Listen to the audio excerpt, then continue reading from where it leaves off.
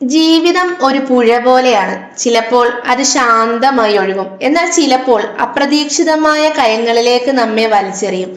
നമ്മുടെ മനസ്സ് ഒരു വലിയ കാട് പോലെയാണ്. അവിടെ പോസിറ്റീവ് ചിന്തകളാകുന്ന പൂക്കളും വളരും, നെഗറ്റീവ് ചിന്തകളാകുന്ന മുള്ളുകളും വളരും. ഏതിനെ നനയ്ക്കണം, ഏതിനെ വളർത്തണം എന്നത് നമ്മുടെ മാത്രം തീരുമാനമാണ്.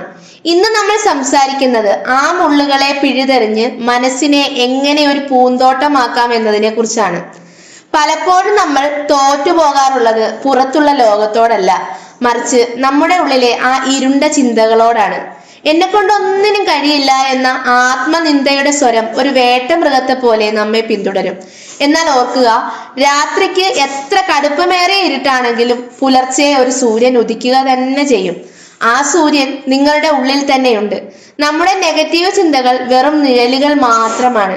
വെളിച്ചം കൂടുമ്പോൾ നിഴലുകൾ ഇല്ലാതാകുന്നത് പോലെ അറിവും ആത്മവിശ്വാസവും കൂടുമ്പോൾ ഈ പേടികളും ഇല്ലാതാകും. ഇന്നലകളിലെ വീഴ്ചകളെ ഓർത്ത് നീറുന്നതിനേക്കാൾ നല്ലത് നാളെയുടെ വസന്തത്തെ സ്വപ്നം കണ്ട് ഇന്ന് വിത്തിടുന്നതാണ്. ഇതിനായി ആദ്യം വേണ്ടത് നമ്മളോട് തന്നെ സ്നേഹം തോന്നുക എന്നതാണ്. ലോകം മുഴുവൻ നിങ്ങളെ തള്ളി പറഞ്ഞാലും നിങ്ങൾ നിങ്ങളുടെ കൈ പിടിക്കാൻ തയ്യാറാകണം. ദിവസവും രാവിലെ കണ്ണാടിക്ക് മുന്നിൽ നിന്ന് നിങ്ങളോട് തന്നെ പറയുക, നീ നിസ്സാരക്കാരനല്ല, അതിജീവിക്കാനുള്ള കരുത്ത് നിനക്കുണ്ട്. നമ്മുടെ വാക്കുകൾ നമ്മുടെ വിധി മാറ്റും. കഴിയില്ല എന്ന വാക്കിന് പകരം ശ്രമിക്കാം എന്ന വാക്ക് ഉപയോഗിച്ചു തുടങ്ങുക.